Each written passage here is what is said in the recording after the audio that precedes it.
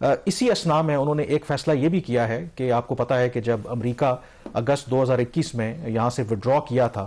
تو امریکہ 20-21 سال جو افغانستان میں رہا تو ان کے ساتھ جو افغان شہری تھے امریکن ملٹری کے لیے، ان کے کانٹریکٹرز کے لیے، ان کی خفیہ ایجنسیوں کے لیے وہ کام کر رہے تھے وہاں پہ. اور جب افغان طالبان دوبارہ اقتدار میں آئے تو بائیڈن انتظامیہ نے یہ ان سے وعدہ کیا تھا کہ ایسے تمام افراد جنہوں نے امریکہ کے لیے کام کیا ہے ان کو امریکہ منتقل کر دیا جائے گا، نہ صرف ان کو بلکہ ان کی جو ایکسٹینڈڈ فیملیز ہیں ان کو بھی، کیونکہ اس کی وجہ یہ ہے کہ ایسے افغان جو شہری تھے ان کو یہ خدشہ تھا کہ افغان طالبان جب دوبارہ اقتدار میں آئیں گے تو وہ پھر ان سے بدلہ لیں گے کیونکہ انہوں نے امریکہ کا ساتھ دیا تھا. کم و بیش کم از کم 2 لاکھ کے قریب ایسے جو افراد ہیں وہ آلریڈی امریکہ میں سیٹل تو ہو گئے ہیں، لیکن ایک بہت بڑی تعداد آج بھی انتظار کر رہی ہے، اور اس میں سے 25,000 جو افغان ہیں جو ایلیجبل ہیں اس پروگرام کے تحت جنہوں نے امریکہ منتقل ہونا تھا آج بھی اسلام آباد کی سرزمین پر موجود ہیں، کیونکہ پاکستان نے امریکہ کی ریکویسٹ کے اوپر ایسے لوگوں کو عارضی طور پر پناہ دی تھی، کیونکہ جو کیوٹک وڈرال ہوا تھا تو امریکہ نے کہا تھا کہ ان کے لیے ممکن نہیں ہے کہ جو اتنے زیادہ کیسز ہیں ان کو ون گو میں وہ پروسیس کریں. تو انہوں نے ریکویسٹ کی تھی پاکستان سے کہ وہ فی الحال ان کو پاکستان رہنے کی اجازت دیں اور ایونچولی ہم ان کو یہاں سے لے جائیں گے. لیکن ابھی پاکستان یہ کہہ ہی رہا تھا کہ اس معاملے کو جلد از جلد حل کیا جائے، اور انفیکٹ کل پہلی مرتبہ دفتر خارجہ کے ترجمان نے یہ انکشاف کیا کہ امریکہ کے ساتھ جو ایک معاہدہ ہوا تھا اس کے تحت ایسے تمام افراد جو امریکہ جانے کے لیے ایلیجبل ہیں، افغان جو شہری ہیں، ان کو اس سال سپٹمبر 2025 تک یہ سارا پروسیس مکمل ہونا ہے. لیکن اب اس میں ڈیولپمنٹ یہ ہوئی ہے کہ جو کئی ایگزیکٹو آرڈرز انہوں نے پاس کیے وہ تو انلیگل امیگرینٹس تھے. یہاں پر تو ایک لیگل جو پروسیس تھا کم از کم 1660 ایسے افغان شہری جن کے کیسز کلیئر ہو چکے تھے، جن کی اسکروٹنی ہو چکی تھی، کم از کم 2 درجن کے قریب امریکی جو مختلف ادارے ہیں انہوں نے ان کو کلیئر کیا تھا. کلیئر کرنے کے بعد کہ اب یہ امریکہ اپنے فیملیز کے ساتھ منتقل ہو سکتے ہیں. لیکن جو ایگزیکٹو آرڈر ڈونلڈ ٹرمپ نے پاس کیا اس کے بعد ان کی جو فلائٹس ہیں وہ کینسل کر دی گئی ہیں، اور یہ جو پروگرام ہے جو انیشلی کہا گیا ہے کہ 90 روز کے لیے تو یہ اب پروگرام معطل کر دیا گیا. اس کا مطلب کیا ہوا کہ جو افغان شہری اس وقت پاکستان میں موجود ہیں جنہوں نے امریکہ جانا تھا اب لگتا نہیں ہے کہ وہ وہاں پر جا پائیں گے. اور اس کے 2 نقصانات ہیں. ایک کہ جنہوں نے امید لگائی تھی جو افغان یہاں پر موجود تھے کہ اپنی ایک نئی زندگی کا وہاں پہ آغاز کریں گے، ان کا مستقبل اب میرے خیال میں انسرٹن ہے. دوسرا اس کی وجہ سے پاکستان اور امریکہ کے درمیان ایک تعلقات میں بدمزگی بھی آ سکتی ہے، کیونکہ پاکستان نے واضح کیا ہے کہ ایسے لوگوں کی پاکستان میں موجودگی اوپن اینڈڈ نہیں ہو سکتی. اور اس کی ایک وجہ بھی ہے کہ بیشتر اس میں سے وہ لوگ ہیں جو ویل ٹرینڈ ہیں، جو امریکی ملٹری اور امریکی خفیہ ایجنسیوں کے لیے وہ کام کرتے رہے ہیں، اور پاکستان ان کو ایک سیکیورٹی کے لیے ایک ہیزرڈ بھی سمجھتا ہے. تو کلیئرلی یہ جو 25,000 لوگ ہیں کامران جنہوں نے اسپیشل امیگریشن ویزا کے تحت جانا تھا، یہ ابھی پاکستان میں آپ یہ کہہ رہے ہیں ابھی پاکستان میں موجود ہیں، اور ان کو سپٹمبر 2025 تک جو فارن آفس نے کہا کہ ان کو واپس جانا تھا. اور ابھی یہ بھی تو پاسبلٹی ہو سکتی ہے کہ 3 ماہ کے لیے انہوں نے اس پروسیس کو روکا ہے اور اس کے بعد وہ ریویو کر کے ری اوپن بھی کر سکتے ہیں، کیونکہ اس میں مور دین دی فارن پالیسی ایشو یہ ہیومینیٹیرین ایشو بھی ہو سکتا ہے. اگر پاکستان ان کو ایکسپیل کر دیتا ہے، پاکستان ان کو ریٹین نہیں کرتا، تو ان کی جو زندگیوں کو بھی خطرہ ان سینس ہو سکتا ہے کہ اس میں سے کچھ ایسے افراد بھی ہوں گے جن کو جو افغان طالبان کو وہ وانٹڈ ہو سکتے ہیں. تو یہ ایک میرا خیال ہے کہ اچھا خاصا humanitarian as well as the foreign policy issue Pakistan کے لیے بھی بن سکتا ہے. لیکن اس کی کنٹرڈکشن ہے نا کہ پاکستان تو ظاہر ہے آپ کو پتا ہے کہ امریکہ تو دنیا کی نمبر 1 معیشت ہے. اگر وہ کہتے ہیں کہ ان کے لیے جو امیگرینٹس ہیں وہ ایک بوجھ ہیں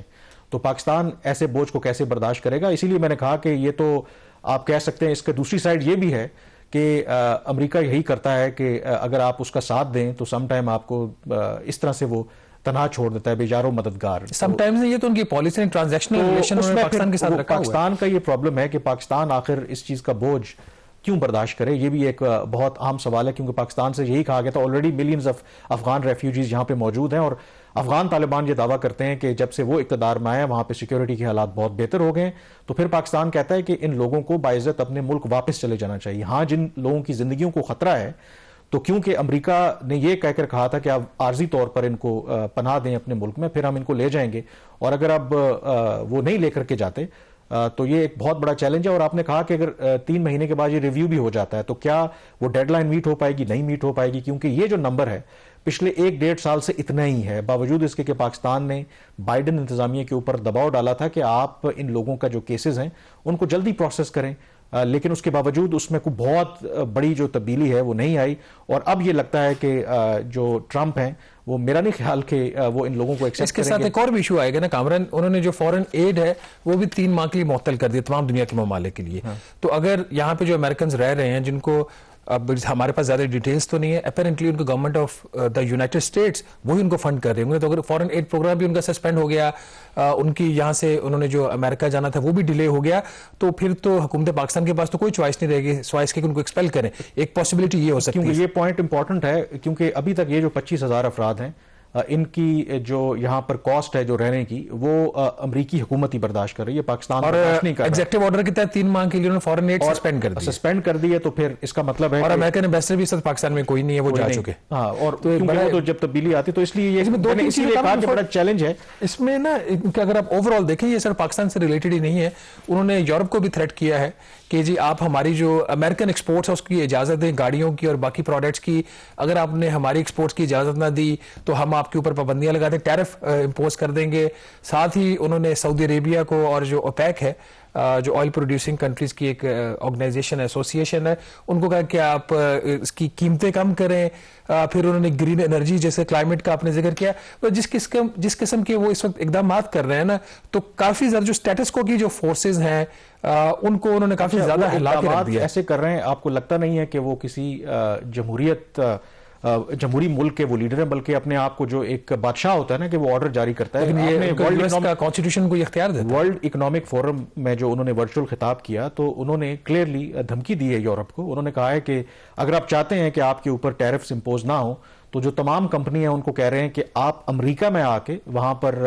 کارخانے لگائیں، وہاں پر اپنی پروڈکٹس کو پروڈیوس کریں اور پھر دنیا کو ایکسپورٹ کریں. اب یورپ کو بھی تو ظاہر نوکریوں کی تلاش ہے. اس کا مطلب ہے کہ وہ صرف جس طرح ان کی پالیسی ہے کہ امریکہ فرسٹ، اس کو دیکھ رہے ہیں. انہوں نے کہا کہ اگر آپ ایسا نہیں کرتے تو پھر اگر آپ جو چیزیں امریکہ کو بھیجیں گے تو اس پر تو ہم پھر ٹیرف لگائیں گے. دوسرا انہوں نے جو بات کی ہے نیٹو کو یہ کہا ہے، پہلے بھی ان کا کنسرن ہے کہ ہم آخر یورپ کی سیکیورٹی کے لیے امریکن ٹیکس پیئرز کی منی کیوں استعمال ہو. وہ کہتے ہیں کہ اپنا جو جی ڈی پی کا کم از کم 5% آپ ملٹری سپینڈنگ پہ کریں. اب میں کچھ اس کے حوالے سے انالیسس پڑھ رہا تھا کہ یورپ کے کئی ایسے ممالک ہیں کہ اگر وہ 5% اپنی سپینڈنگ بڑھا دیں ڈیفنس کے اوپر تو وہ ملک دیوالیہ ہو جائیں گے. خود امریکہ جو ہے اس وقت اس کی جو ملٹری سپینڈنگ ہے اراؤنڈ کوئی 3.4% of the G D P ہے. تو یہ بھی وہ دھمکی لگا رہے ہیں. بٹ اس کے اندر جو دوسرا کیچ ہے امپورٹنٹ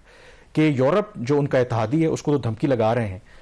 چین کے حوالے سے اپیرنٹلی ابھی تک 5 دنوں میں انہوں نے کوئی بڑا سٹیپ نہیں لیا جس کی توقع کی جا رہی بلکہ ایک ریلیف دیا ہے. ریلیف تو جو ٹک ٹاک کے اوپر بین تھا ٹیمپریریلی انہوں نے اس ٹک ٹاک کے اوپر جو بین ہے اس کو ختم کر دیا ہے، اور ان کا یہ خیال ہے کہ امریکہ جو ہے اس کو ٹیک اوور کر سکتا ہے، ایٹ لیسٹ انہیں پارٹنرشپ کر سکتا ہے.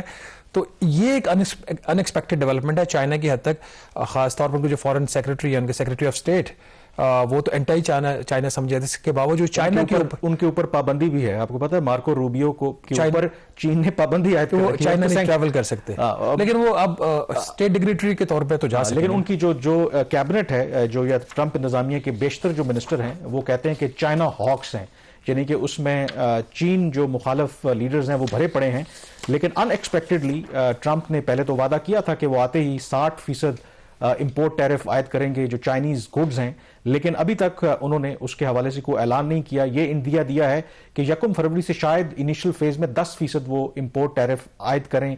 چین کی جو مصنوعات ہیں. لیکن ساتھ ہی جو ورلڈ اکنامک فورم پہ انہوں نے خطاب کیا، انہوں نے آفر کیا کہ وہ چین کے ساتھ مل کر کام کرنا چاہتے ہیں، اور یہ اشارہ دیا کہ عین ممکن ہے کہ بہت جلد وہ چین کا دورہ بھی کریں. اور خود امریکی میڈیا بھی یہ کہہ رہا ہے کہ اپیرنٹلی ابھی تک چین اس لحاظ سے خوش ہے کہ جو ان کو خدشہ تھا کہ ٹرمپ آتے ہی کوئی سخت ان کے خلاف اقدامات لیں گے، لیکن ایسا ابھی تک انہوں نے کیا نہیں ہے. لیکن باوجود اس کے کہ ابھی تک انہوں نے کوئی ایسا سٹیپ نہیں لیا، جو امریکن کانگریس ہے ایک بائی پارٹیزن کنسنسس ہے کہ سیکنڈ ورلڈ وار کے بعد اگر ان کی اجارہ کو کسی ملک نے چیلنج کیا ہے تو وہ چین ہے. تو میرا خیال ہے کہ ٹرمپ بے شک ان کو چین کو ایک ڈیل آفر کریں بھی، ان کو سخت اپوزیشن جو ہے with in his own party اور جو باقی وہاں پہ اسٹیک ہولڈرز ہیں ان کی طرف سے مل سکتی ہے. بٹ اوور آل ابھی تک چین کے حوالے سے ان کا موقف جو ہے وہ نرم ہے. شہباز نے ذکر کیا تھا کہ جو सऊदी वलीअहद मोहम्मद बिन सलमान का और उनकी पहली जो टेलीफोनिक कॉन्वर्सेशन हुई आफ्टर ओथ टेकिंग वो सऊदी वलीअहद मोहम्मद बिन सलमान से हुई। और जो सऊदी अरब के सरकारी मीडिया ने स्टेटमेंट जारी किया उसमें उन्होंने कहा है कि सऊदी अरब ने दिलचस्पी जाहिर की है कि वो अमेरिका में अगले 4 सालों में $600 अरब की सरमायाकारी करना चाहते हैं। ये बहुत बड़ा नंबर है और ये एक वो नुक्ता है, अगर सऊदी अरब और अमेरिका के ताल्लुकात बेहतर होते हैं तो शायद पाकिस्तान के लिए उसमें एक सिल्वर लाइनिंग है कि हमारे ऊपर अगर कोई इस तरह का दबाव आता है अमेरिका की तरफ से तो मे भी हम सऊदी अरब से रिक्वेस्ट करेंगे कि प्लीज ट्रंप को थोड़ा समझाएं कि हमारे पे हाथ हौला रखें। बहरहाल ये एक इवॉल्विंग सिचुएशन है, हम इस पर नजर रखेंगे। यहां पर ब्रेक लेंगे और ब्रेक के बाद जिक्र करेंगे एक और कमेटी का जो प्राइम मिनिस्टर ने तश्कील दी है कि कैसे हुकूमत की जो एफिशिएंसी है उसको बेहतर किया जाए। इस कमेटी की जरूरत क्यों पड़ी, ब्रेक के बाद इस पर बात करेंगे।